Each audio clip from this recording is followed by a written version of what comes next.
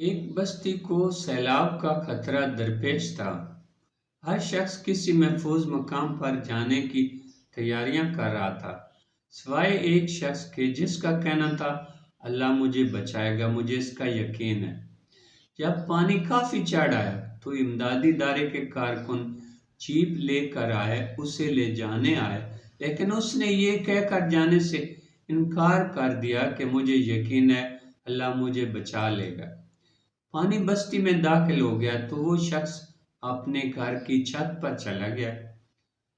اب امدادی کارکن کشتی میں اسے لے جانے کے لیے آئے، لیکن اس نے کہا مجھے یقین ہے اللہ مجھے بچا لے گا۔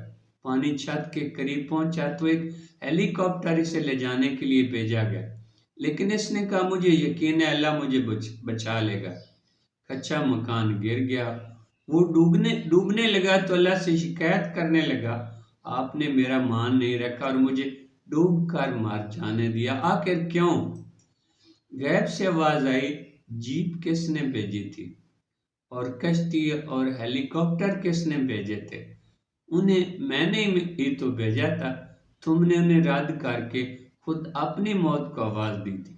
دنیا میں مختلف سبب اللہ تعالیٰ ہی پیدا فرماتے ہیں، یہ اللہ تعالیٰ کا منصوبہ ہے۔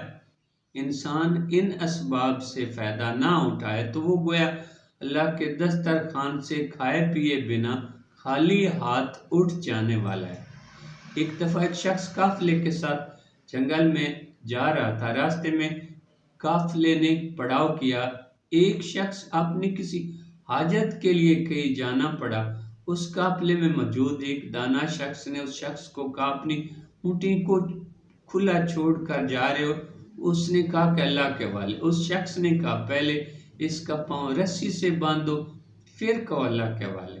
اپنے کام کی اعلیٰ منصوبہ بندی نہ کرنا اور پھر اللہ سے شکوے کرتے پھرنا کہ اللہ نے میری مدد نہیں کی، یہ اللہ پر ناقص بھروسہ ہے۔